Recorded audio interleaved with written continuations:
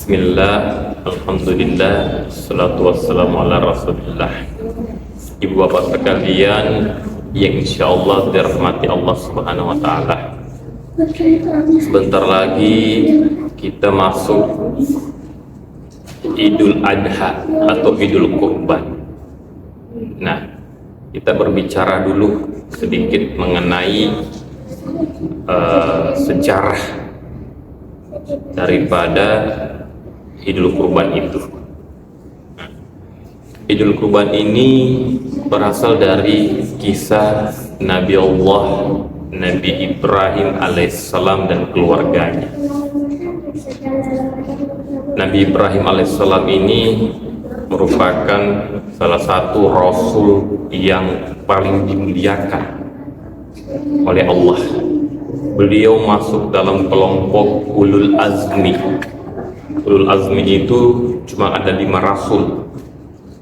Mereka ulul azmi, mereka yang memiliki kegigihan, sikap kesabaran, sikap istiqomah yang luar biasa terhadap Allah. Cuma 5. Siapa itu? Yaitu Nabi Nuh alaihissalam, Nabi Ibrahim alaihissalam, Nabi Musa alaihissalam, Nabi Isa alaihissalam, dan Nabi Muhammad sallallahu alaihi wasallam. Jadi di dalamnya ada Nabi Ibrahim alaihissalam. Bahkan lebih hebatnya lagi, Nabi Ibrahim alaihissalam juga mendapat gelar Khalilullah dari Allah subhanahu wa ta'ala, yaitu orang yang dicintai dan mencintai Allah subhanahu wa ta'ala. Nah, kalau melihat memang sejarah Nabi Ibrahim ini luar biasa ya. Bagaimana perjuangan beliau untuk menghadapi ayahnya yang penyembah berhala, menghadapi umatnya yang menyembah berhala, menghadapi teman-teman sahabatnya yang menyembah berhala.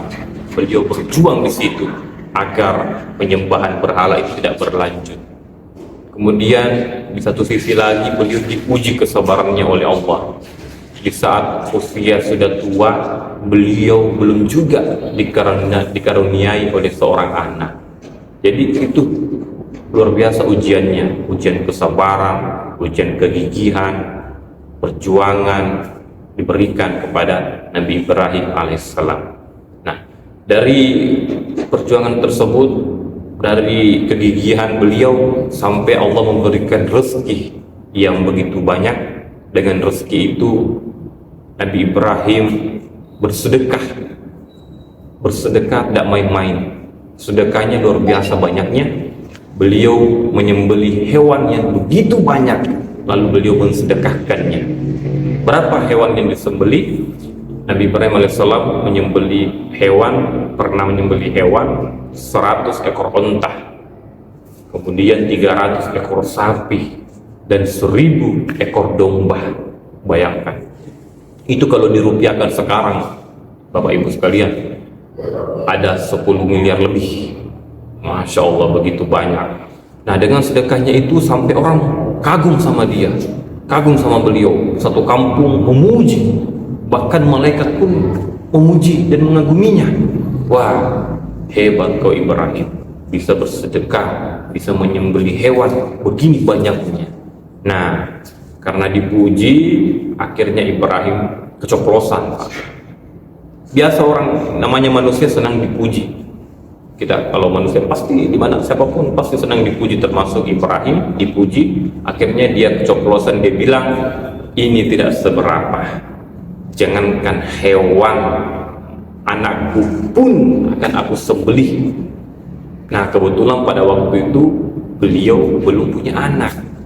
Nah, ini biasa kita berikan janji-janji kepada orang, mentang-mentang belum ada, kita sembarang ngomong. Biasa kita bilang, seandainya saya ada mobil, saya akan rajin ke masjid. Pas ada mobilnya, dilewati masjid. Atau biasa juga kayak caleg-caleg kasih janji, pilih saya, kalau kau pilih saya akan layani, saya akan bantu masalahmu. Pas terpilih, diganti nomor HP-nya. Bahayanya. Ya. Jadi Ibrahim begitu berani ngomong seperti itu, dan memang ketika itu belum punya anak. Nah, kemudian suatu hari Ibrahim dan istrinya berbincang. Beliau ditanya sama istrinya, yaitu Siti Sarah.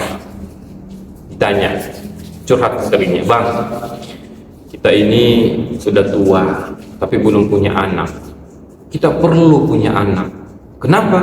Itu adalah nanti yang akan mewarisi kita, melanjutkan perjuangan, melanjutkan sejarah kita." Terus Nabi Ibrahim menjawab, "Ya, kalau memang takdir kita tidak memiliki anak, ya sudahlah, saya ikhlas, mau diapa?" Tapi Siti Sarah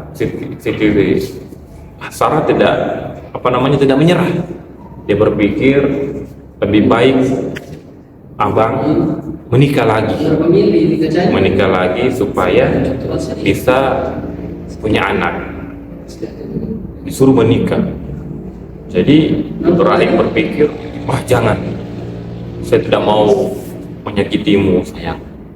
Mesra itu Pak, jangan ketawa kalau saya bilang sayang, karena memang Nabi itu mesra dengan istrinya, mesra dengan suaminya. Jadi jangan sampai kita suka kasar sama suami, suka kasar sama istri. Nauzubillah min dzalik. Nah, saya tidak mau menyakiti hatimu sayang. Kalau ini takdir kita, tidak apa-apalah. Jangan Bang, menikah lagi Pak. Saya ikhlas Pak. Saya pilihkan jodoh, yaitu Siti Hajar. Dia suruh suaminya menikah, tapi dia pilihkan jodoh. Artinya memang tidak ada yang ikhlas 100%. Buktinya dia yang pilihkan jodoh. Akhirnya didesak sedemikian rupa, Nabi Ibrahim alaihissalam pun berkata, "Ya sudahlah, kalau itu memang kemauan, menikahlah Ibrahim dengan Siti Hajar." Tidak lama kemudian lahir Nabi Ismail alaihissalam. Setelah menikah, lahir pula Ibrahim, hamil pula Siti Sarah, lahir Nabi Ishak alaihissalam. Jadi Nabi Ibrahim dengan Siti Hajar, lahir Ismail alaihissalam. Inilah keturunan Muslim, keturunan Islam. Kemudian Ibrahim dengan Siti Sarah yang lahir Ismail, inilah keturunan Yahudi sekarang. Jadi luar biasa. Nanti dia menikah lagi, akhirnya dikaruniai juga anak, istri pertama. Ini mungkin resep seperti mau dicontoh bagi yang belum punya anak. Nah, ibu bapak sekalian, insya Allah dirahmati Allah. Kemudian setelah Ismail tumbuh menjadi anak yang lucu, umurnya 14 tahunan kira-kira begitu, Ibrahim mimpi beliau ada suatu perintah kepada beliau bahwasanya, "Ibrahim, sembelih putramu, tunaikan nazar, sembelih putramu." Ibrahim kaget. Ini mimpi saya wahyu atau bisikan setan? Wahyu atau bisikan setan? Kalau ini wahyu, kenapa anak disuruh potong? Anak satu yang lama dinantikan. Tapi kalau ini bisikan setan, kenapa jelas sekali? Akhirnya dia berpikir-pikir, menimbang-nimbang. Itulah yang disebut hari Tarwiyah. Tanggal 8 Zulhijjah kemarin itu hari Tarwiyah. Berpikir-pikir. Setelah berpikir, menimbang, akhirnya aku yakin, Nabi Ibrahim alaihissalam yakin bahwa itu merupakan perintah Allah Subhanahu wa Ta'ala. Maka tanggal 9 Zulhijjah itu merupakan hari keyakinan yang kita sebut dengan hari Arafah. Yakin bahwa ini merupakan perintah. Setelah yakin, akhirnya beliau tanya kepada Ismail kecil, tanya kepada anaknya Ismail, "Nah, saya dapat perintah untuk menyembelihmu. Ini perintah Allah. Bagaimana menurutmu?" Nabi Ismail menjawab, "Karena anak soleh." Jawabannya Masya Allah. "Ya Pak, kalau memang itu perintah Allah, saya ikhlas Pak disebut." Masya Allah, anak soleh. Ya, kalau mungkin anak-anak kita ditanya, "Saya mau sembelih," langsung dia bilang, "Kenapa mesti saya? Masih muda. Ini mau yang sudah tua." Nah, ini pintar tapi tidak soleh. Ismail alaihissalam soleh, ikhlas lahir batin, asal itu perintah Allah. Masya Allah. Akhirnya disetujuilah. Tapi Ismail bilang lagi, "Boleh Pak, tapi saya punya 5 syarat. Maksudnya penuhi 5 hal ini." Apa itu? Yang pertama, ketika Bapak sembelih saya, gunakan pisau yang tajam. Nah, ini buat bapak-bapak nanti yang bertugas menyembelih, pakai pisau yang tajam, yang disiksa itu binatang. Kemudian yang kedua, ikat tangan dan kaki saya supaya saya tidak meronta-ronta. Kemudian yang ketiga, tutup mata bapak, karena kalau mata bapak tidak kita tutup, kasihan nanti lihat kan, tidak jadi dipotongkan. Kemudian yang keempat, baju saya nanti ini jangan sampai kena darah, jangan sampai ibu di rumah melihat ada darah di baju saya. Kemudian yang terakhir, nanti kalau saya sudah meninggal Pak, jangan biarkan anak-anak seusia saya bermain di depan ibu saya. Saya tidak mau ibu saya rindu dan kangen melihat saya, ingin dengan saya, kangen terhadap saya. Masya Allah permintaan Ismail. Akhirnya bapaknya Ibrahim alaihissalam berkata, baiklah, dibawalah Ismail alaihissalam. Tanya istrinya, Siti Hajar, mandikan Ismail, aku mau bawa dia pergi jalan-jalan. Dimandikanlah, dibersihkan, pergilah mereka di tempat penyembelihan. Pada saat itu iblis tidak tenang Pak. Iblis tidak tenang, berusaha untuk menggagalkan mereka penyembelihan itu. Mengapa? Yang namanya iblis tidak mau kalau kita taat kepada Allah. Penyembelihan itu kan bentuk kita ketaatan kepada Allah. Iblis tidak mau Pak, tidak tenang. Dia godalah, pergi dan datangi Ibrahim. Ibrahim, kau sadar Ibrahim, kau mau sembeli putramu Ibrahim. Pikir kau Ibrahim, putramu itu lama kau tunggu, lama kau nantikan, lagi lucu-lucunya, masa kau mau sembeli? Ibrahim berkata, ini perintah Allah, iblis tidak ada urusan dengan kamu. Isap yang lain, dilempar iblis. Pas mau banyak bicara, dilempar. Gagal menggoda suami, gagal menggoda Ibrahim. Tapi si iblis tidak menyerah. Gagal menggoda Ibrahim, dia pergi ke Siti Hajar.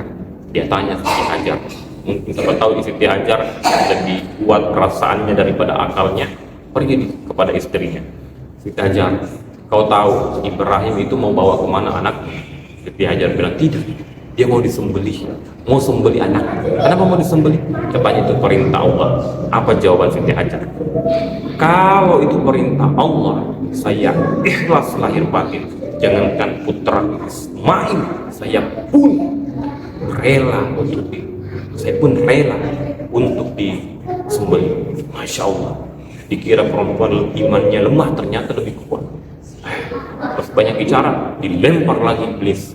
Pergi kau ke sapi yang lain. Kemudian gagal menggoda suami, menggoda istri. Iblis masih punya kesempatan. Dia pergi sama Ismail kecil. Ismail, kau tahu mau dibawa kemana kau? Saya tahu, saya mau disembelih. Kenapa kau mau disembelih Ismail? Lihat orang-orang, teman-teman, adakah yang mau disembelih sama bapaknya? Tidak ada. Jangan kau mau disembelih Ismail. Apa jawaban Ismail? Ini perintah Allah, tidak ada urusan dengan kau. Pergi iblis. Gagal menggoda 3 orang, suami, istri, anak. Gagal. Inilah makna kita pada saat haji melempar jumroh Pak. Melempar 3 jumroh ula, usta, aqabah, melempar. Kita lempar setan besar, setan sedang, setan kecil.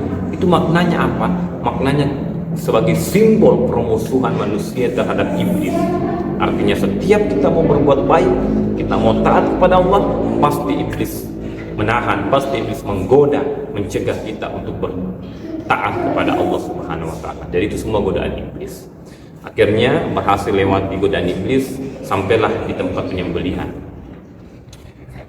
Dibukalah pedangnya, kemudian diarahkan ke leher Ismail. Apa yang terjadi? Tidak mempan Pak. Tidak mempan itu. Pedangnya yang tajam itu tidak mempan. Keakhiran, pedang yang tajam ini kok tidak bisa. Terus dia bilang Ismail, umur pisota Pak, tidak tajam pisota Pak. Tajam ini, tajam. Ismail Ibrahim coba dibatu, terpecah batu. Masya Allah, terpecah batu. Batu yang begitu keras terpecah, ini leher begitu lembek, tidak bisa, tidak mempan. Ismail berkata, mungkin Allah berkata, Allah berpikir bahwa saya tidak ikhlas Pak. Kalau begitu lepas ikatan saya, lepas Pak. Mungkin Allah bilang saya tidak ikhlas disembelih, makanya pisau itu tidak termakan. Akhirnya dilepas, dicoba lagi yang kedua kalinya, Pas dicoba yang kedua kalinya, Allah di atas aras memanggil seluruh malaikat, lihat malaikat, hambaku Nabi Ibrahim alaihissalam, manusia begitu taatnya kepadaku sampai dia rela menyembelih putranya sendiri. Masya Allah, dulu kaum malaikat mengatakan, jangan kau ciptakan manusia karena mereka hanya akan menumpahkan darah, mereka hanya akan membuat kerusakan di bumi. Tapi lihatlah ketaatannya kepada aku, demi saya mereka rela menyembelih anaknya. Masya Allah, disitulah para malaikat kagum takjub kepada Allah dan bertakbir, Allahu Akbar, Allahu Akbar, Allahu Akbar. Mendengar itu, Nabi Ibrahim alaihissalam di bumi menjawab, La ilaha illallah wallahu akbar. Mendengar itu, Ismail yang terbaring menjawab, Allahu akbar walillahil hamd. Inilah takbiran, Pak, yang kita laksanakan, Pak. Makanya jangan malu-malu, Pak, untuk bertakbir. Itu semua ucapan dari malaikat Ibrahim dan Ismail alaihissalam. Atau biasa mentakbir, Allah